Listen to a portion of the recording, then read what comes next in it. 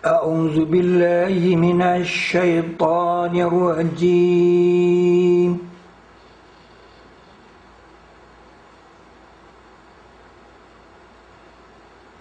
بسم الله الرحمن الرحيم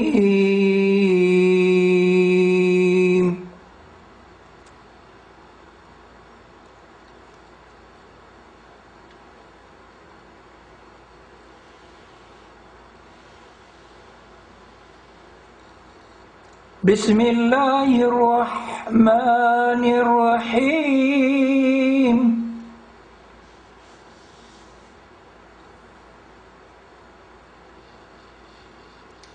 بسم الله الرحمن الرحيم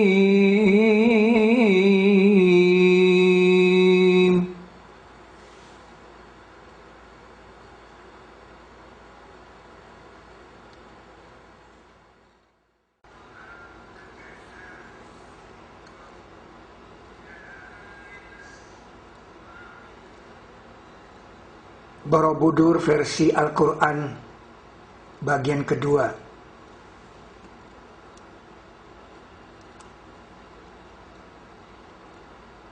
Negeri Saba. Di manakah negeri Saba itu? Apakah makna dari kata Saba?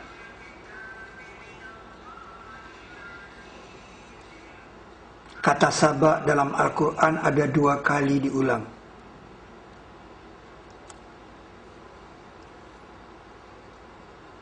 Di dalam surat Saba ayat 18, kita diperintahkan untuk berjalan ke negeri Saba. Berjalanlah padanya beberapa malam dan siang dengan aman. Siru fiha layaliya wa ayyaman aminin. Ini memberikan arti bahwa negeri Saba adalah negeri yang aman. Seperti amannya negeri di Mekah yang disebut Baladil Amin. Siru fiha layaliya wa ayyaman aminin.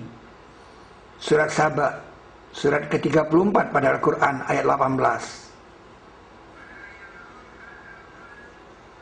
DLA telah melakukan ekspedisi ke sana.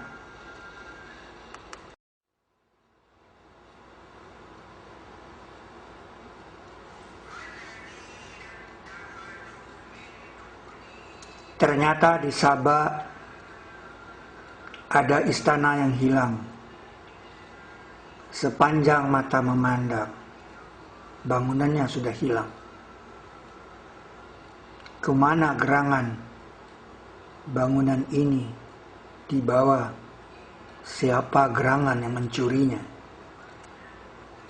Dengan apa ia bawa? Siapa yang membawa? Dengan kekuatan apa istana ini hilang? DLA Zikrul lil Alamin, Spiritual Sign Quran, telah melakukan ekspedisi ke sini. Ekspedisi angkatan kedua. Melihat dengan mata telanjang bagaimana negeri Saba telah kehilangan istananya.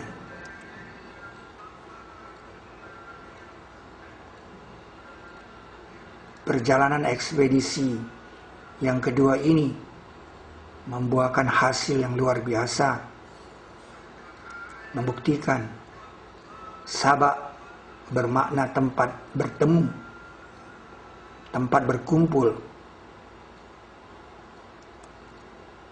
Hanya tertinggal sedikit bangunan di Saba yang disebut Sidrin Qalil. Semuanya menghilang tanpa jejak. Sebuah misteri di dunia kepurbakalaan. Kalau ini pernah dibangun sebagai istana yang megah, yang besar, kemana perginya? Mengapa tinggal sedikit? Dalam Al-Quran disebut Sidrin Qalil.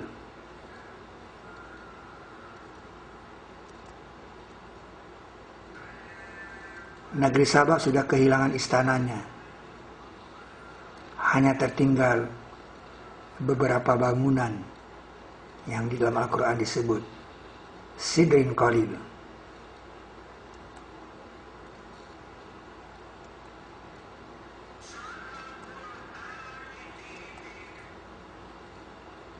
Itulah sisa dari kerajaan di Sabah.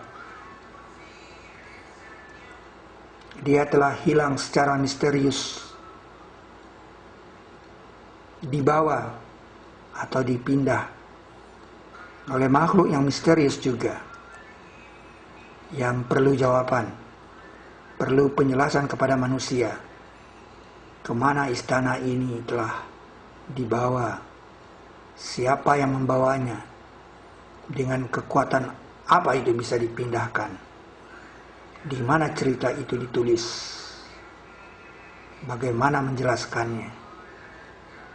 Di pinggir istana ini masih kita temukan pohon yang berbuah pahit. Buahnya sangat pahit, yang kemudian terkenal karena sebuah kerajaan besar menamakan dirinya sama dengan nama buah ini. Inilah Ars Ratu Sabah yang dulu pernah dipindahkan dari negeri Sabah. Sebesar inilah Ars itu yang dipindahkan dengan kecepatan melebihi kecepatan cahaya. Orang belum dapat menjawab dari mana asal batu bangunan ini, di mana ditambang batunya, siapa yang membuatnya, dengan teknologi apa ini dipahat, siapa yang memerintahkan, dan dengan semangat apa ini dibuat dan untuk apa. Kita hanya bisa membisu melihat kehebatan. Tapi ada satu jawaban. Jawabannya adalah Anda harus memahami Borobudur versi Al-Quran bagian kedua. Anda bisa perhatikan ini semua hasil dari ekspedisi bagian kedua, ekspedisi kedua DLA Zikrul Alamin, mendatangi Ars Ratu Sabah yang telah dipindah di zaman Nabi Sulaiman. Inilah Ars Ratu Sabah. Inilah tim DLA yang telah berjasa menyaksikan, membuktikan Ars Ratu Sabah. Ini adalah relief yang menggambarkan burung berkepala manusia, yang menceritakan kepada kita bahwa burung pada waktu itu bisa bicara. Burung bisa bicara. Dan ini adalah cerita tentang burung membawa sesuatu, membawa surat. Dan dia terbang membawa surat sampai di sebuah istana. Kemudian dia memperhatikan surat itu. Dia memperhatikan surat itu. Dia istawa. Dia berhenti tidak jauh. Famakasa ghairu ba'id. Dia berhenti tidak jauh. Dan kemudian dia memperhatikan. Setelah surat itu dia lembar.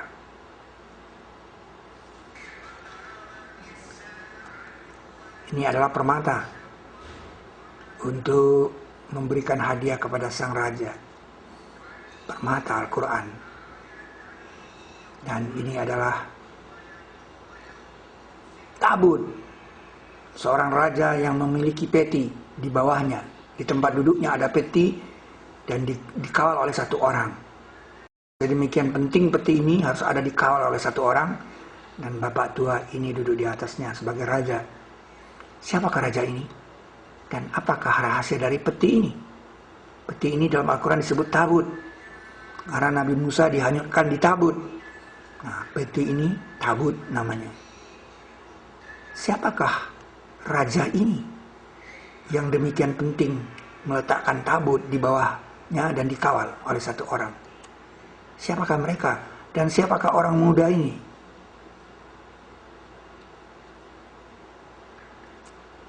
Anda bisa bayangkan, sebuah peti yang penting, sebuah tabut yang penting dalam kerajaan ini, dan hanya orang-orang tertentu saja yang mengetahui rahasia ini, bahwa tabut ini diletakkan di bawah sang raja. Tabut, kita menemukan tabut di lantai 3 Arsatu Saba. Tabut, sekali lagi tabut yang menjadi misteri di alam semesta. Inilah wajah Bapak Tua itu sebagai raja. Sebagai raja dia, wajahnya dilukis, digambar dengan persis siapakah yang memerintahkannya. Siapakah yang berkepentingan dengan gambar ini. Bapak Tua itu sepertinya sedang menyerahkan kerajaannya kepada anaknya. Dari Bukit Setumbu di pagi hari kita bisa menyaksikan Arsatu Saba itu nun jauh di sana, itu dia. Itu di tanah panah itu, itulah Arsatu Saba. Itu dia Arsatu Saba. Arsatu Saba ini berada di lembah semut. Lembah semut, karena Nabi Sulaiman pada waktu itu berhenti. Jadi DLA telah melakukan perintah ini, berjalanlah padanya beberapa malam dan siang dengan aman. Siru fiha layaliya wa ayyaman aminin.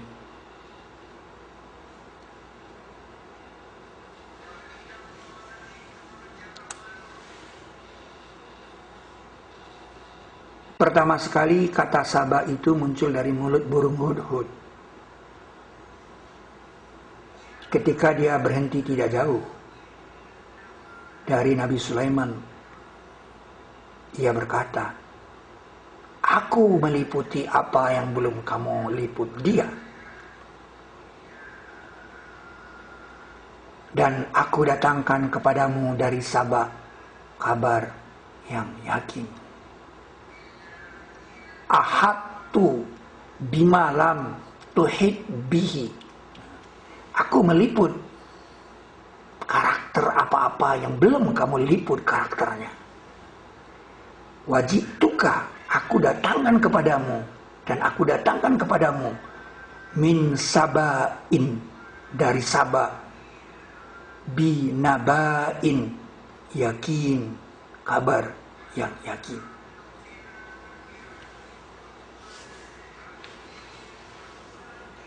Yang perlu Anda pahami adalah apa makna Saba dalam kalimat ini.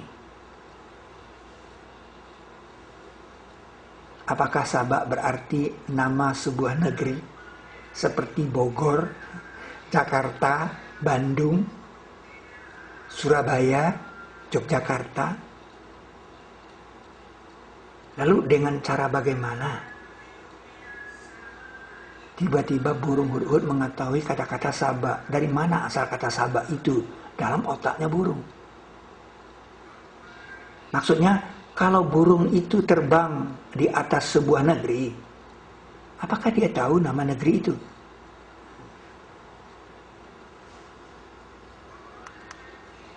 Contohnya ini. Ini negeri, sebuah negeri. Misalkan kita yang terbang, manusia yang terbang. Apakah Anda tahu apa nama negeri ini? Kita manusia saja tidak tahu nama negeri ini, kecuali ada beberapa bangunan yang kita tandai di sana. Jadi apa hal yang menyebabkan burung hudhud mengatakan Saba? Itu berkaitan dengan ayat selanjutnya. Saba itu adalah mereka. Mereka dikuasai oleh seorang perempuan, mereka bersujud. Jadi yang dikatakan Sabah adalah orang berkumpul, seperti itu. Jadi burung hudud melihat orang berkumpul. Aku dari tempat orang berkumpul, aku tak dari tempat orang bertemu, tempat pertemuan.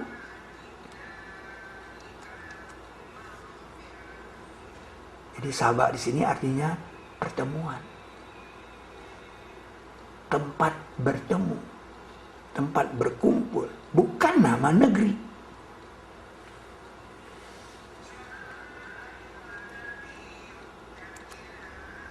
Dan kita telah menemukannya tempat pertemuan itu. Ini bukan tempat latihan karate.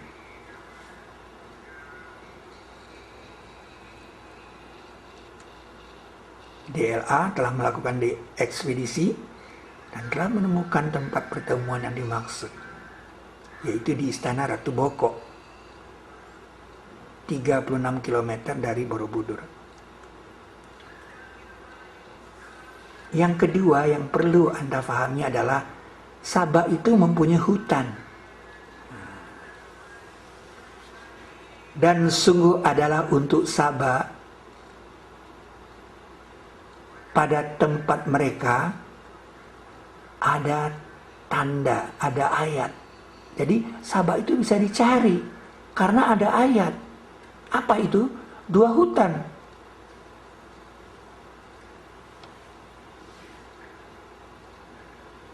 Sekarang saya tanya, hutan dalam bahasa Jawanya apa? Hutan dalam bahasa Jawanya apa? Hutan adalah wana.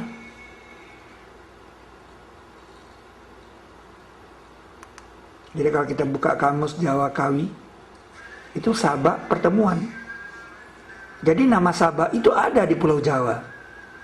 Wana Sabah, hutan Sabah, itu Wonosobo. Anda bisa pergi ke Wonosobo, Anda lihat di sana cuma ada hutan. Dan sampai sekarang hutan itu masih ada sebagai ayat kata Allah. Jadi untuk menemukan negeri Sabah, yang dikatakan Sabah itu, di situ ada ayat, yaitu hutan. Dan hutan itu masih ada. Tidak kebetulan kalau di sini ada negeri namanya Sleman, yang berasal dari Sulaiman.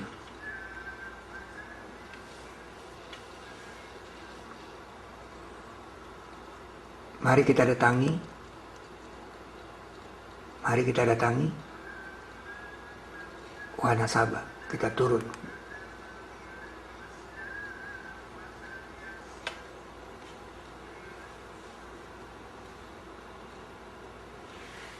Anda bisa lihat di sekitarnya hutan. Sudah berapa ribu tahun hutan ini tetap ada karena dia ayat. Allah mengatakan Sabah itu di tempat tinggal mereka ada ayat, yaitu hutan. Tanpa pakai bendungan. Hutan di sini sudah subur. Tanpa bendungan, hutan di sini sudah subur. Mengapa? Karena dia ayat. Ayat Al-Quran, fakta. Dia tetap ada sampai Al-Quran itu dibuktikan kebenarannya. Ditunggu orang mencari sampai dia terbukti. Ini dia hutan. Allah mengatakan 2 hutan. Wana Sabah, Wana Giri.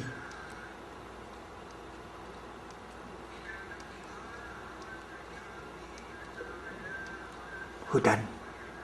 Hutannya, kita telah menemukan hutannya, dan memang hutan ini dikatakan hutan Sabah. Wonosobo. Itu salah satu bukti bahwa Pulau Jawa, Indonesia adalah negeri Sabah itu, yang dulu dikatakan orang benua Atlantis. Wana Sabah. Silahkan ke Wana Sabah dan perhatikan hutannya. hutannya itu adalah ayat-ayat Allah. Bukti negeri Saba.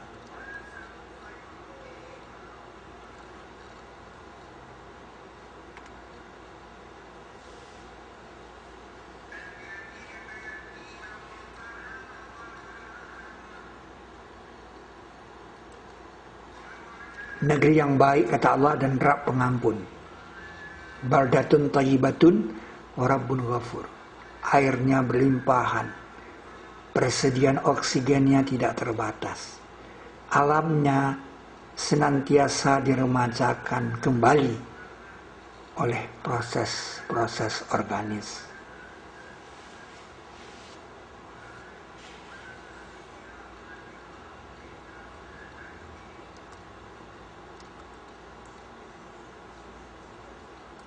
Dan sungguh adalah untuk Saba, pada tempat mereka ada tanda dua hutan sebelah kanan dan kiri. Laqad kana lisaba'in fi maskanihim ayah jannatani an yaminin wa shimal.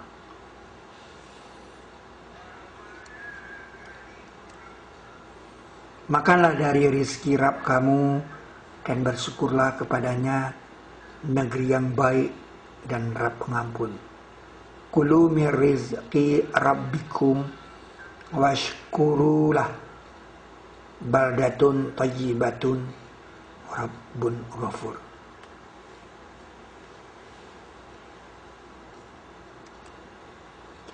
Tetapi mereka berpaling, maka kami kirim atas mereka banjir besar.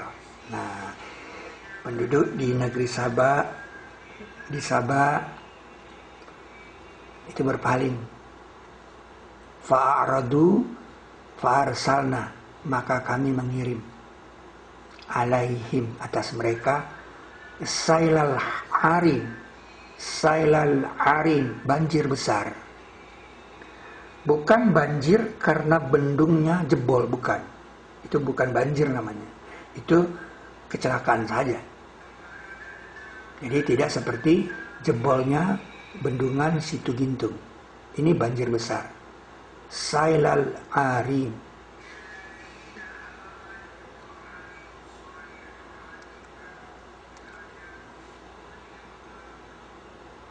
Wabaddalnahum, kami mengganti bagi mereka bijannataihim, dengan dua kebun mereka, dengan dua kebun, jannatain zawata, yang mempunyai rasa buah yang pahit, ukulin, rasa khamtin. Jadi kata-kata khamtin, pahit. Zawata ukulin khamtin, pahit. Apa buktinya? Kalau nama Wanasaba itu sudah ada, kemudian hutannya ada, adakah bukti bahwa di negeri Saba itu ada buah pahit? Tidak bisa hilang. Kalau memang dia negeri Saba, buah pahit itu pasti tetap ada. Kenapa? Karena Al-Quran itu dipelihara. Faktanya dipelihara. Inna nahnu nazalna zikra wa inna lahu lahafizun. Dipelihara. Kalau Anda bilang hilang, ya Anda yang bodoh. Karena Anda tidak mempelajari Al-Quran. Ini dia buah pahit itu. Sudah sejak lama terkenal dengan nama buah maja. Dua kebun, yang keduanya mempunyai rasa buah yang pahit. Jannataini zawata ukulin khamtin.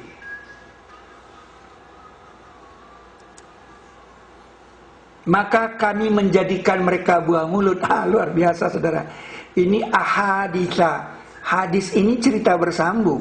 Hadis itu cerita bersambung dari A ke B, dari bapak ke anak, anak ke cucu.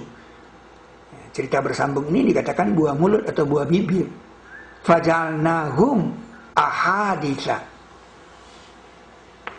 Kami menjadikan mereka hadis, cerita bersambung, cerita rakyat. Dan ternyata benar saudara, kita mendapatkan cerita tentang Majapahit ini dari cerita rakyat. Tidak ditulis sebuah buku. Dua kebun, yang keduanya mempunyai rasa buah yang pahit. Sebab itu Allah mentakdirkan sebuah kerajaan besar mau menamakan dirinya sebagai buah pahit ini. Karena dia akan dijadikan buah mulut.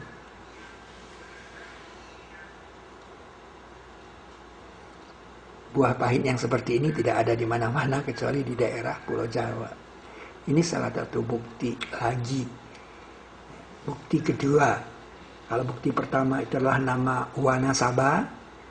Nah, sekarang bukti kedua itu adalah buah Majapahit. Likulli naba'in mustaqarrun wa sawfa ta'lamun. Setiap kabar itu ada faktanya dan nanti kamu akan mengetahuinya. Tidak mengingkari kepada ayat-ayat Allah, melainkan orang-orang yang kafir. Ma yujadilu fi ayatillah ilal ladzina kafaru. Jadi kalau Anda mengingkari ayat-ayat Allah, Anda itu kafir. Hanya orang kafir yang mengingkari ayat-ayat Allah.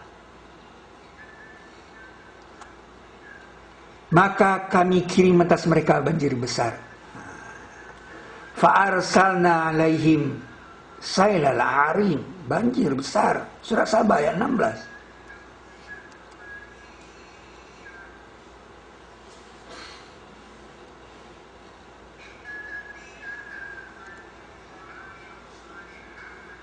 Bukan banjir karena bendungan jebol. Bukan. Itu banjir kecil, itu kecelakaan namanya. Kalau kami kirim, kami mengirim banjir besar.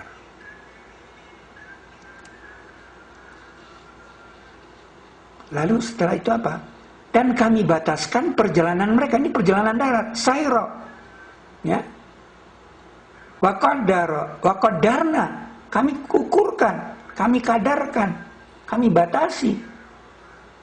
Waqadarna fiha padanya. Tadinya dia bisa naik unta, jalan, sekarang udah nggak bisa. Mengapa? Karena banjir tadi. Sebesar ini dulu Sabah, tempat pertemuan, tempat berkumpulnya bangsa-bangsa di sini. Ini dikatakan benua Atlantis. Bangsa-bangsa dan pusat kebudayaan itu berada di sini. Karena tempat ini strategis. Baldatun thayyibatun. Pusat kebudayaan. Kemudian setelah terjadi banjir besar, pusat kerajaannya tidak bisa lagi jalan kemana-mana karena dibatasi oleh laut.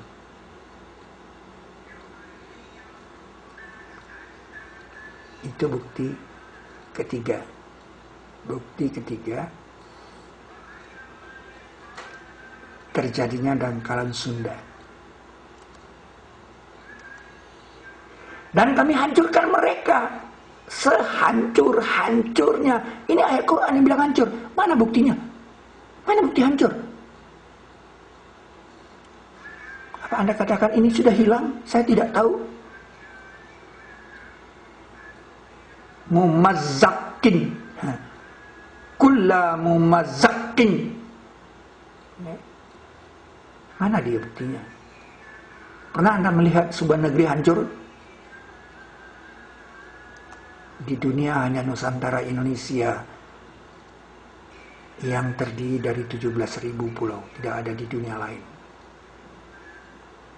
Mereka hancur sehancur-hancurnya. Dan mereka terpecah-pecah menjadi 17.000 pulau. Ini ayat kelima. Ini bukti kelima. Fakta kelima. Yang tidak bisa dibantah oleh orang-orang lagi. Bahwa Nusantara Indonesia itu adalah negeri Sabah. Yaitu tempat berkumpulnya bangsa-bangsa dahulu. Dan pusat kebudayaan dunia. Dan itu yang dikatakan benua Atlantis.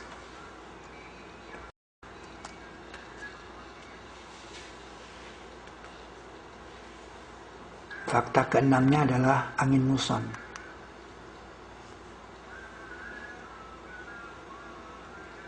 Fakta keenamnya adalah surat Shad ayat 36. Pada surat Shad ayat 36 ini dikatakan bahwa Nabi Sulaiman itu mampu menjalankan angin dengan perintahnya. Ya. Bi amrihi, tajri bi amrihi, ya. Lahu riha, baginya angin, tajri bi amri, berjalan berdasarkan perintah dia. Kemana saja angin itu dia perintahkan akan berjalan. Surat 38 ayat 36. Surat Shad ayat 36. Tetapi pertanyaannya adalah, mengapa di surat 34 ayat 12 seolah-olah Nabi Sulaiman tidak berdaya? Ya, dan kepada Sulaiman angin bertiup paginya sebulan dan sorenya sebulan. Mengapa? Mengapa disebut paginya sebulan? Karena ayat ini untuk menceritakan posisi Nabi Sulaiman. Angin dengan arahan yang berganti menurut kurun waktu tertentu, itu adalah angin muson. Jadi Nabi Sulaiman dipastikan di sini berada di daerah yang antara dua benua yang besar di Indonesia. Ketika musim panas di Asia, angin bertiup dari Australia ke Asia. Dan ketika musim panas di Australia, angin itu bertiup dari Asia ke Australia. Jadi ini adalah fakta ke-6 bahwa posisi Nabi Sulaiman pada waktu itu adalah Indonesia.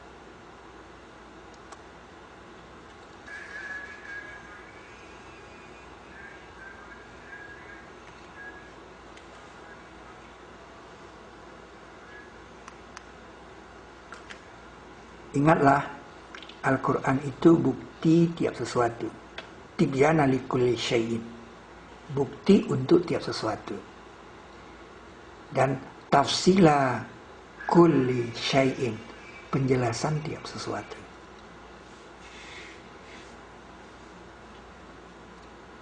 Itulah Sabah, artinya pertemuan. Dan kita telah menemukan negeri Sabah, yaitu di Istana Ratu Boko, istananya. Disinilah sisa dari bangunan Sabah. Sisa dari bangunan Sabah. Dan baginya ars yang azim. Allah mengatakan, satu-satunya di dalam Al-Quran pernyataan ars azim selain ars yang sesungguhnya adalah arsnya Ratu Sabah. Jadi kalau kita turun ke negeri Sabah,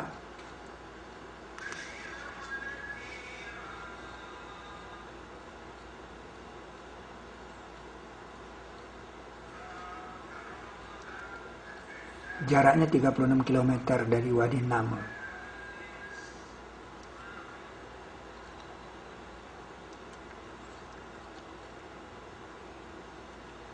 Nah, Anda bisa lihat daerah ini kosong. Yang tinggal 2 buah ini saja. Ini kosong semuanya. Siapa yang mencuri dan kemana batunya dibawa. Seluas itu hanya tinggal sedikit. Yang dikatakan Sidrin Qalil. Sidrin yang kecil. Dunia kepurbakalan kita belum bisa menjawab. Kemana hilangnya istana ini? Tinggal sedikit.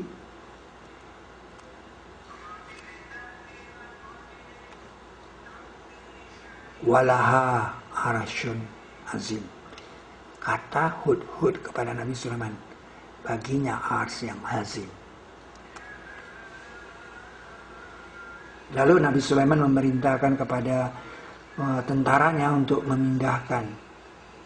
Tapi sebelumnya Hudhud diberi kartu nama oleh Nabi Sulaiman. Dan disuruh diterbangkan kartu nama itu yang bertuliskan Bismillahirrahmanirrahim. Nah, ketika kartu nama itu jatuh di negeri Sabah, Ratu Sabah berkata, "Hai para mala, ya ayyuhal mala'u inni, ya ayyuhal mala'u inni." telah dicampakkan kepadaku satu kitab yang karim. Ulkiya ilayya kitabun karim. Lalu dia baca kitab itu. Innahu min Sulaiman wa innahu bismillahirrahmanirrahim. Anda bayangkan, kita menemukan tempat jatuhnya bismillahirrahmanirrahim dikirim Nabi Sulaiman, yaitu di sini. Di sini jatuhnya. Kop surat dari surat Sulaiman itu bismillahirrahmanirrahim, isinya ala ta'lu alayya wa'tuni muslimin. Jangan berlaku sombong kepadaku dan datanglah kepadaku dengan menyerah diri. Di sini dikamuskan kata muslim itu menyerah diri. Luar biasa, tempatnya sangat spiritual. Kita menemukan kembali tempat di mana kartu namanya Nabi Sulaiman jatuh. Dan di kartu nama itu tulisannya bismillahirrahmanirrahim.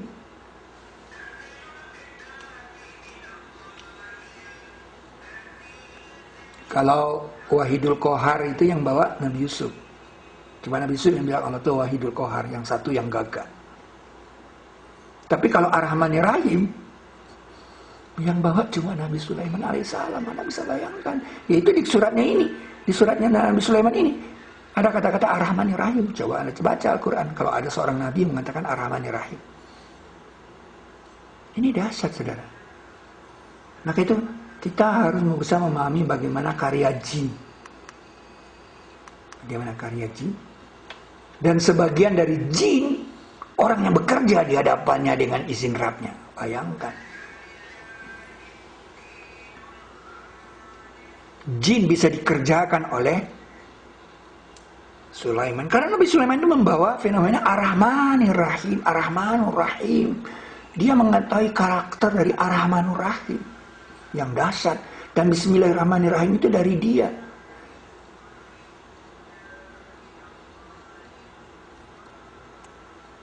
Mereka kerjakan untuknya apa yang dia kendaki. Dari gedung-gedung. Gedung-gedung yang tinggi. Gedung-gedung yang tinggi.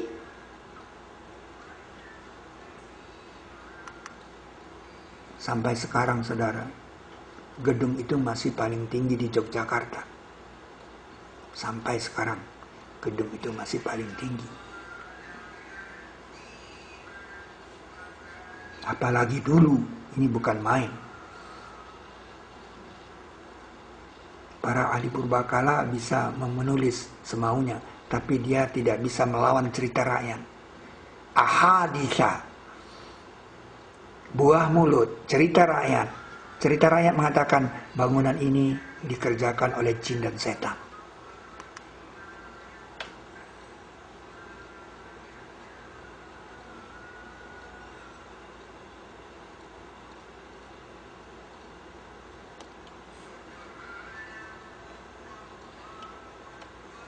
Mereka kerjakan untuknya apa yang ia kehendaki dari gedung-gedung yang tinggi dan patung-patung dan piring-piring.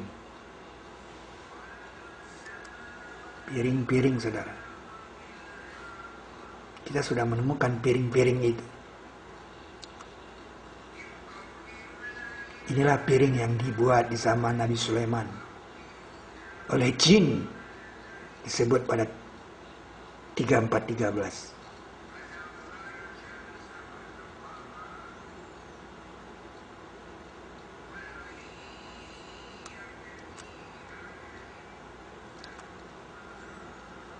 Itu ekspedisi DLA ke R1 Sabah. Mereka menemukan gambar-gambar seperti yang disebut dalam ayat 248 surat kedua.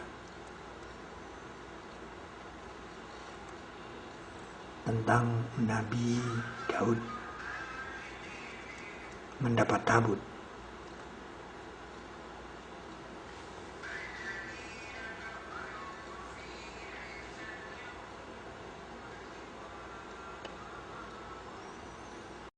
Mereka kerjakan untuknya. Jadi jin dan setan mengerjakan untuk Nabi Sulaiman. Apa yang dia kendaki? Nabi Sulaiman mau apa? Gedung-gedung. Aku ingin gedung. Nabi Sulaiman bikin gedung yang tinggi. Dan patung-patung. Nabi Sulaiman bikin patung-patung. Nabi bikin patung, bayangkan. Patung-patung. Bagaimana patung-patung?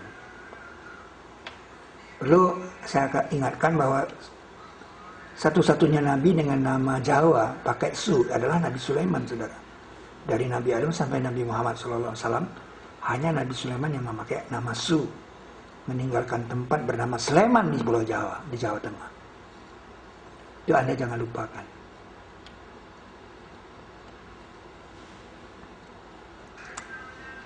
Nah, ini Borobudur. Ini Borobudur yang sudah pernah saya terangkan di Borobudur 1. Nah, di situ ada bilangan, saudara. Jadi kalau kita berjalan dari sini 16, kita berhenti di 19. Nah, ternyata 19 ini adalah terbuka terawangnya. 1, 8, 16, 17, 18, 19. Nah, kalau saya mulai dari luar sini, 1, nah, ke sana, ternyata 17 itu di sini. Nah, 19 di sini juga terbuka terawangnya. Terus saya masuk ke sini 32, masuk ke 33. Nah, ternyata 45 sini. Bagaimana, dengan cara bagaimana pada kalender ini bisa segaris lurus 8, 45, dan 17. Apa ini bukan sebuah kalender meramal bahwa Sulaiman, kerajaan Sulaiman itu akan dilanjutkan dengan Su dan Su dan Su. Luar biasa. Jadi ada kalender di sini. Dan di nomor 6 ini adalah kosong dia. Ingatlah, tidak membantah kepada ayat-ayat Allah, melainkan orang yang kafir. Ma yujadilu fi ayatillahi illa allazina kafaru. Jadi kalau orang membantah ayat Allah, kafir loh. Kafir loh. Ini ayat mengatakan, untuk setiap kabar ada tempat letaknya. Mustaqarrun itu tempat letak atau fakta atau ketetapan. Dan nanti kamu akan mengetahuinya, nanti kamu akan ketahui. Kalau ilmu sudah berkembang.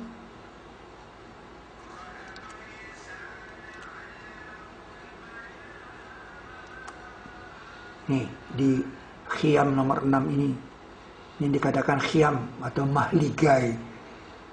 Di sini kosong, saudara. Di dalamnya tidak ada model Nabi Sulaiman.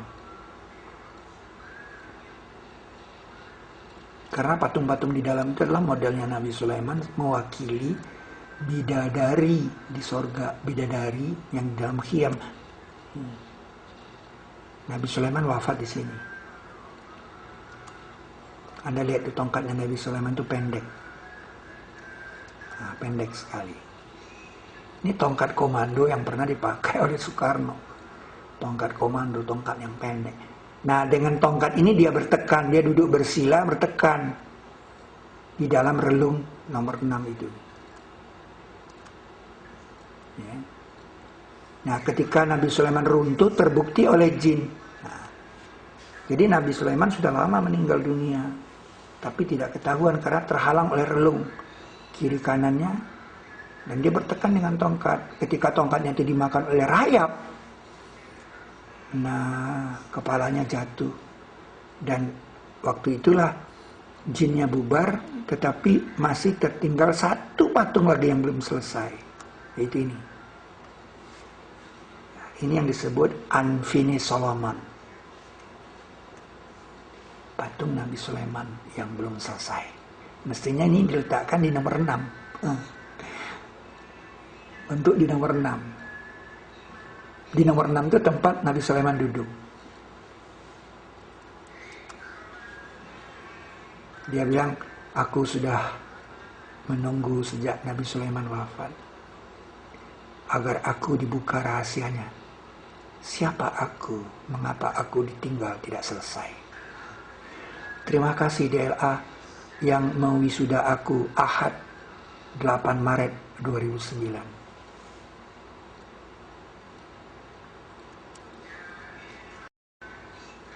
Jadi ini betul-betul kosong. Inilah makam Nabi Sulaiman. Ingatlah, ma yujadilu fi ayatillahi illal ladzina kafaru.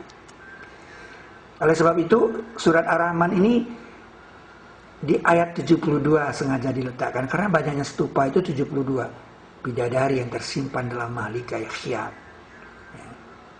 Hurumun, hurum maqsurat fil khiyam.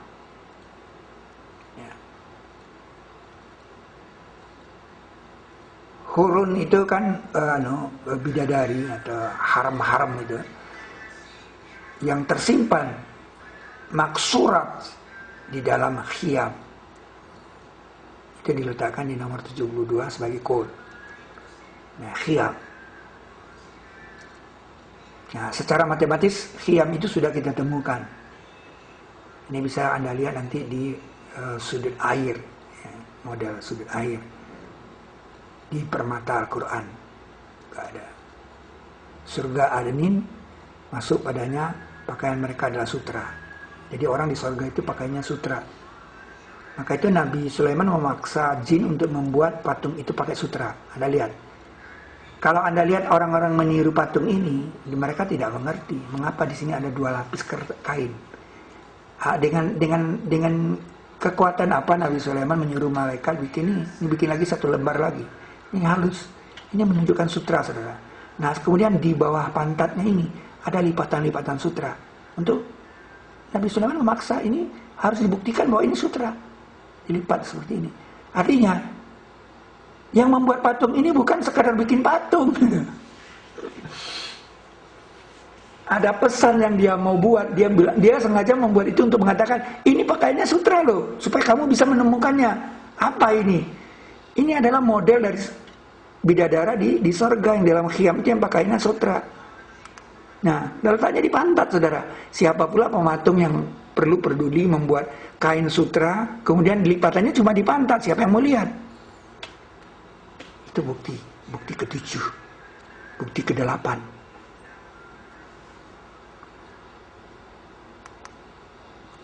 Maka itu khiyam itu ada 72. Itulah alasan mengapa Nabi Sulaiman bikin patung. Pada pasalnya patung itu adalah model bidadara di dalam khiyam ini khiyam. Dan yang jadi model itu adalah contohnya lah Nabi Sulaiman itu sendiri. Tapi karena Nabi Sulaiman wafat, maka yang satu itu ditinggal oleh jin. Karena dia dalam keadaan terpaksa mengerjakan itu.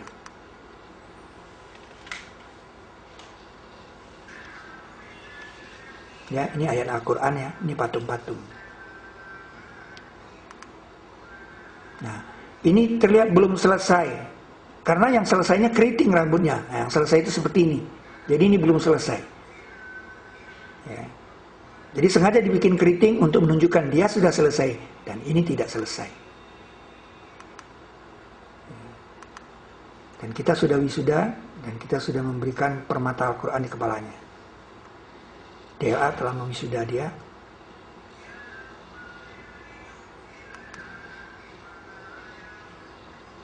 Jadi bagaimana kita memahami ayat ini?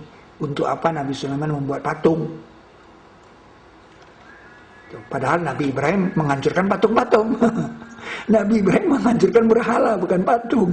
Berhala yang disembah. Nabi Sulaiman bikin patung bukan untuk disembah, tapi untuk huruf.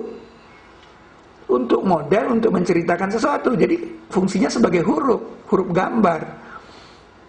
Bukan untuk disembah. Yang tidak boleh itu menyembah patung. Nah, itu ya.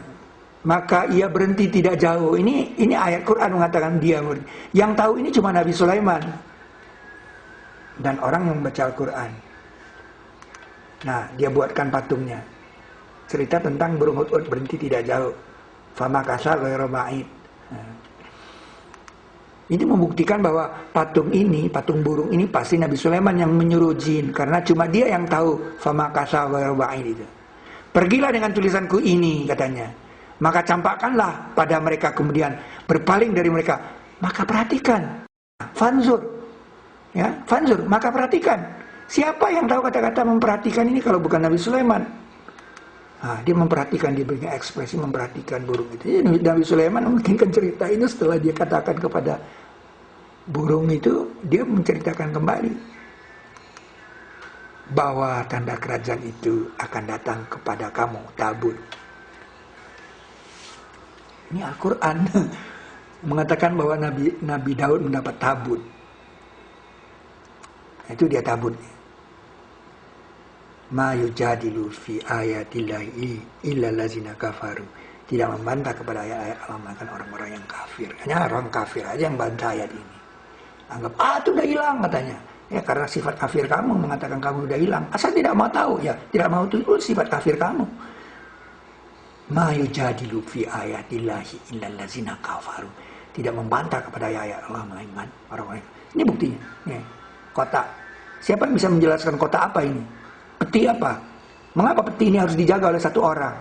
Abdi dalam menjaga. Ya?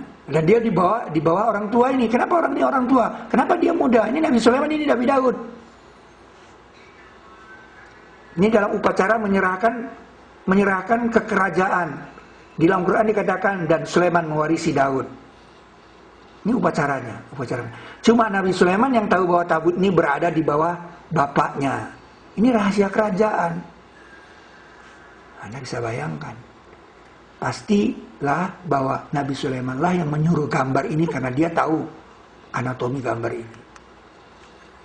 Dan pasti dia dengan susah payah untuk membuat yang mirip orang tua, ya, dan ini adalah bapak dia. Gambar Nabi Daud, Anda bayangkan. Dia untuk meyakinkan kepada kita bahwa ini betul arsnya Ratu Saba. Dalam rangka meyakinkan dunia, ini betul Ratu Saba. Ini benar ars ini pernah dipindah. Itu masalah tujuannya. Maka ini perlu bukti. Nah, kalau dunia itu mengakui bahwa ada bangunan yang pernah dipindah di zaman Nabi Sulaiman, itu dahsyat, saudara. Dahsyat. Tabut itu sudah kita temukan. Itulah alasan mengapa Nabi Sulaiman menyuruh jin mengerjakan gedung-gedung dan patung-patung dan piring-piring.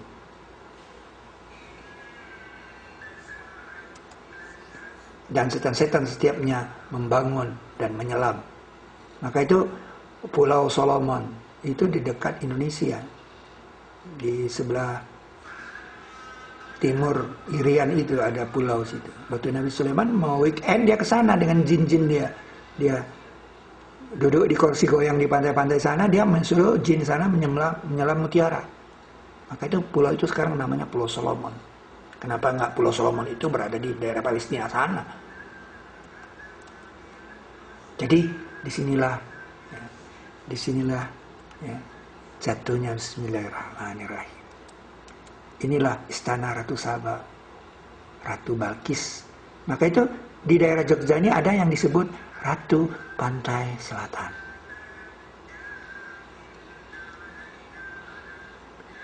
Yang dikatakan, sungguhnya aku dapati seorang perempuan menguasai mereka. Ini dia. Dan ia diberi tiap sesuatu. Dan baginya ars yang azim. Gak gampang, saudara, sebuah bangunan dikatakan arsyun azim dalam Quran cuma ini. Hilang, Anda katakan hilang, berarti Anda gak belajar. Anda tidak meneliti. Bagaimana ars itu dikatakan arsyun azim. Inilah dia.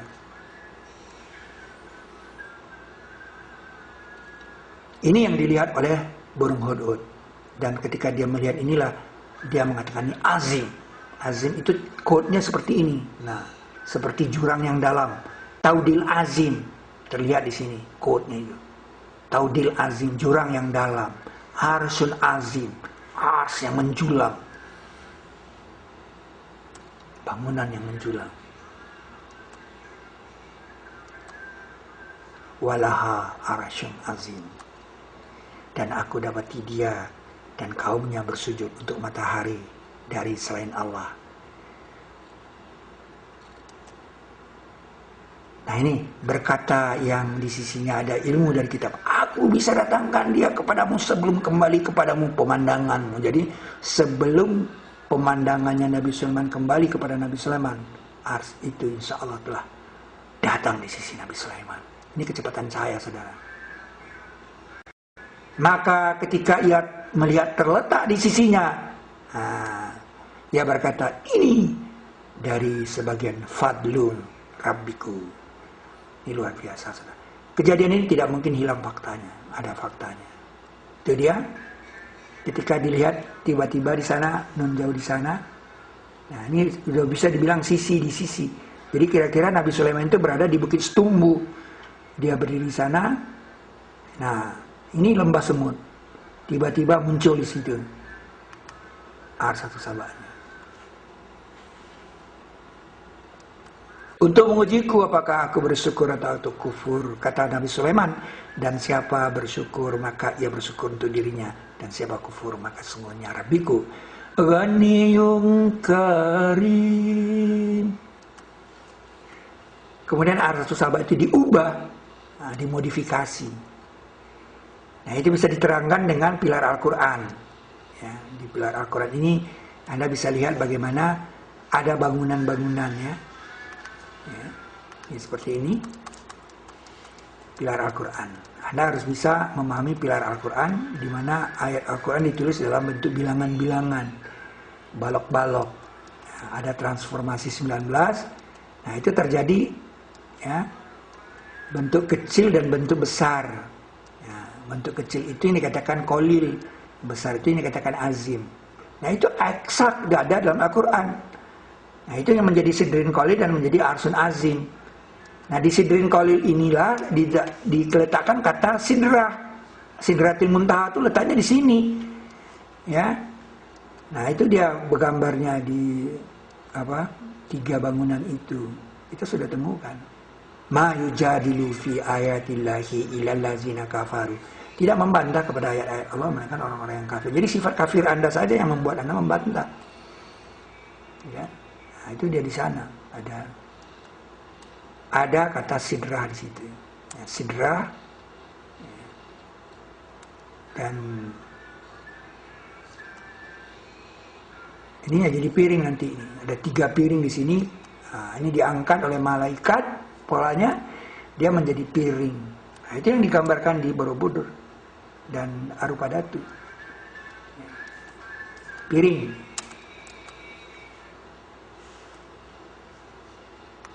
Jadi secara matematis ada, gambar ini ada di pilar Al-Quran. Anda perlu tahu, kalau Anda ingin mengetahui tentang sidru, Anda harus pergi ke negeri Sabah. Karena di negeri Sabah lah yang disebut sidrin kolil. Sidrah sudah dilihat Nabi pada Isra Mi'raj. 2 sidrah. Kata 2 sidrah, 14 dan 16 surat 53. Yang satu lagi orang di sorga. Ya, Anda harus tunggu masuk sorga baru mengerti dengan sidrin mahdud. Tapi sebelum Anda masuk surga di dunia, Anda harus ke negeri Sabah. Itu makanya Allah mengatakan, berjalanlah padanya. Apa? Di situ ada sidrin kolil. Bagaimana sidrin kolil? Kalau Anda katakan pohon, berarti Anda mengatakan orang di surga di bawah pohon kayak Tarzan. Itu kesalahan. Sidrin kolil itu dia kolil, memang kecil dia. Sidrin kolil. Sidrin kolil. Ini sudah fakta ke-9.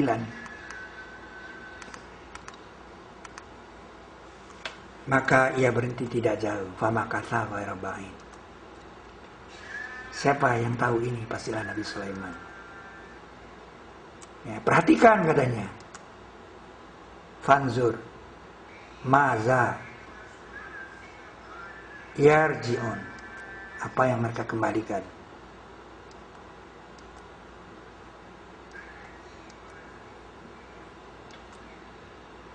Tidak dia melainkan peringatan untuk alam semesta. In huwa illa zikrul lil alamin.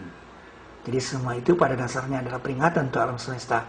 Allah Ta'ala membuatkan sebuah konsep ars lewat Arsatu Sabah dan pernah dipindah di zaman Nabi Sulaiman. Dan itu harus dipelajari oleh setiap manusia. Dan sungguh kamu akan mengetahui kabarnya setelah satu masa.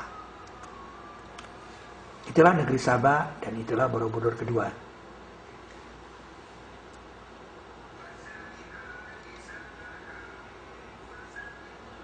Negeri Sabah adalah Indonesia, dan itu yang dikatakan benua Atlantis sebelum terjadinya dangkalan Sunda.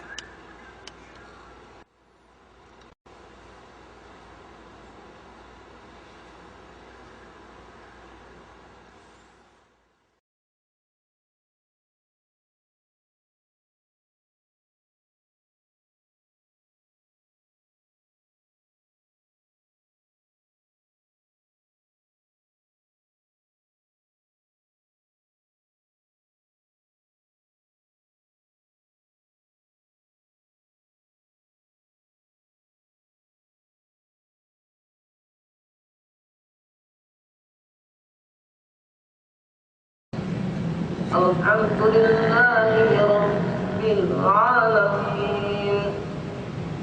Ar-Rahmanir Rahim. Maliki Yawmiddin. Iyyaka na'budu wa iyyaka nasta'in. Ihdinas siratal mustaqim. Siratal ladzina an'amta 'alaihim ghairil maghdubi 'alaihim waladdallin.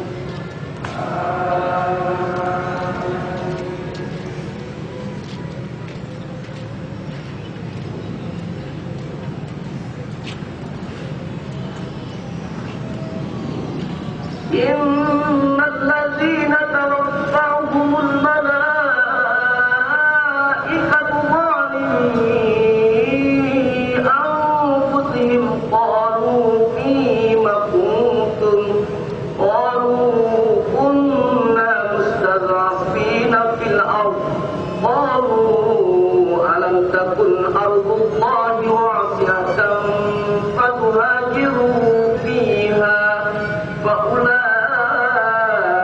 مأواهم جهنم وساءت